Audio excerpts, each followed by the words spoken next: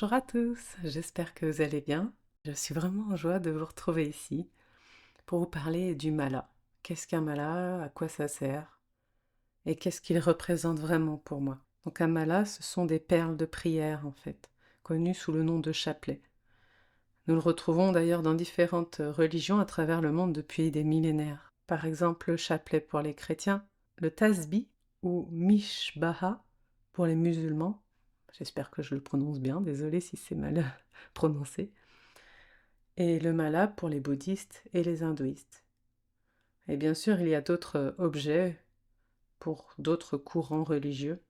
Mais ici, je vous parle du mala car j'ai un lien particulier avec et il m'accompagne depuis 20 ans. Et j'ai toute une histoire derrière que je vous partagerai avec joie dans un autre épisode.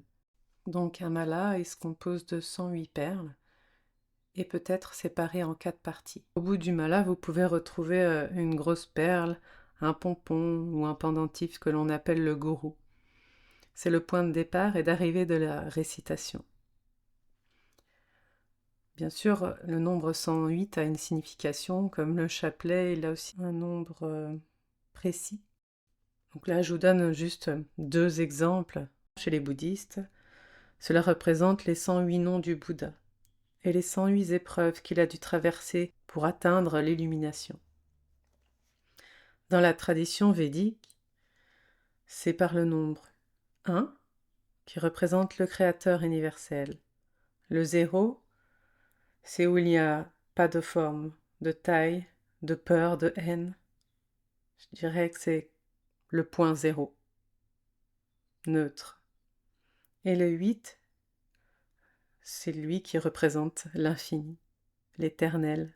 Je vous laisse vraiment regarder, faire vos recherches si cela vous intéresse. Donc ce mala, il nous permet en fait de faire sa pratique sans avoir le souci de compter.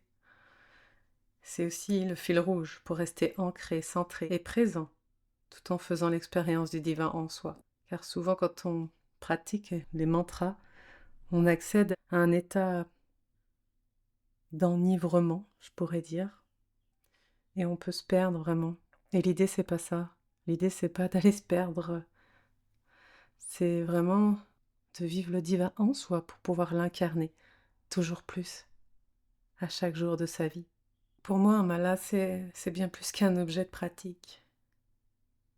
C'est un objet sacré, intime, qui représente mon lien avec mon moi supérieur, le grand tout.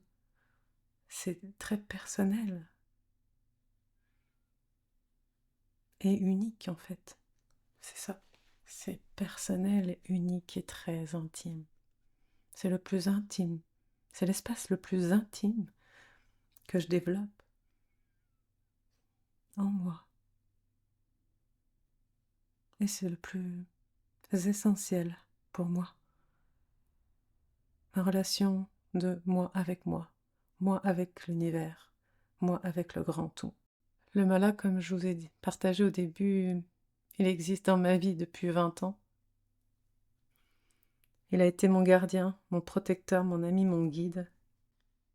Il m'offre un alignement et un centrage puissant, au germe de mon essence, pour avancer en cohérence et à mon rythme naturel dans mon évolution personnelle et professionnelle.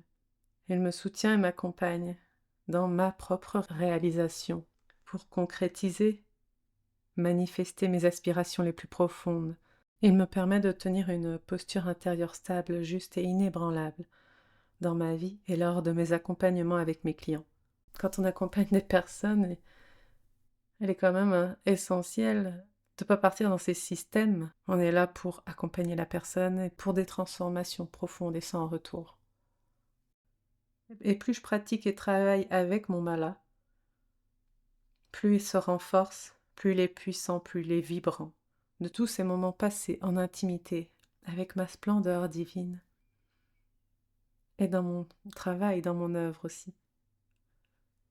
Il me nourrit et je le nourris en retour. C'est vraiment comme un ami, une relation à nourrir, à entretenir. Donc, par là même, je nourris la relation et le lien du divin en moi et tout autour de moi. D'un simple regard, il me ramène à l'essentiel. Il me ramène constamment dans mes vibrations les plus élevées. Parce que nous pouvons souvent nous perdre dans le monde d'aujourd'hui.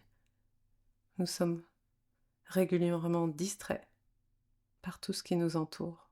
C'est un pilier qui fait partie de ma structure pour avancer vers ce que je désire profondément réaliser dans ma vie et dans mon entreprise. Donc les malas que je crée, ce n'est pas juste des perles enfilées sur un fil. C'est beaucoup plus grand que ça. Le processus grâce divine que je propose vous accompagne pour une reconnexion profonde aux germes de votre essence, qui est si unique et indispensable pour le nouveau monde. Grâce divine va vous propulser dans votre réalisation et la concrétisation de votre œuvre collective. Donc, comment ça se passe? On se rencontre une première fois pour que je puisse découvrir votre univers et vraiment sentir à l'intérieur de vous votre essence unique. Je la vis, je la sens. Après notre rencontre, je vais créer la séance de chant vibratoire pour cette reconnexion profonde à vous, à votre splendeur divine, à la source originelle de qui vous êtes vraiment. Et j'implante ces fréquences et ces codes dans le mala. Cette séance, elle sera écoutée pendant minimum 21 jours. Et pendant tout le temps que je vais faire les recherches des perles et lorsque je vais faire la confection du mala. Ça, c'est une étape importante d'ailleurs pour vous. C'est là que vous allez être confronté à ce qui est dans le champ actuellement, vous empêchant de faire les pas de plus pour recontacter cet essentiel à l'intérieur de vous. Donc il faut quand même avoir fait un certain travail sur soi pour être capable de gérer, de prendre soin de ce qui va être dévoilé, libéré. Donc si vous souhaitez plus d'infos sur ce processus, je vous invite à cliquer sur le lien qui se retrouve dessous l'épisode. Vous pouvez également me rejoindre sur Facebook, sur ma page privée et dans le groupe aussi L'Arche de la Création. Je parle vraiment du processus plus en détail et en profondeur. J'ouvre seulement 2 places actuellement pour mars, car ce processus est profond et puissant pour la personne qui le vit, mais également pour moi. Donc c'est pas de la production en masse, c'est du sur-mesure pour votre vraie nature. Et je me réjouis de pouvoir vous partager mon histoire derrière le mala dans un prochain épisode. Ça a été le déclencheur de où je suis maintenant aujourd'hui. C'était la première étape. Mais je vous en dis pas plus, ça sera pour les prochains épisodes qui arrivent.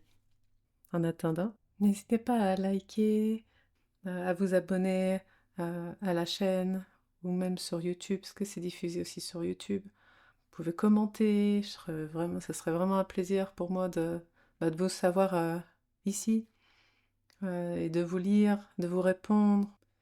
Voilà, je vous dis à bientôt. Bye!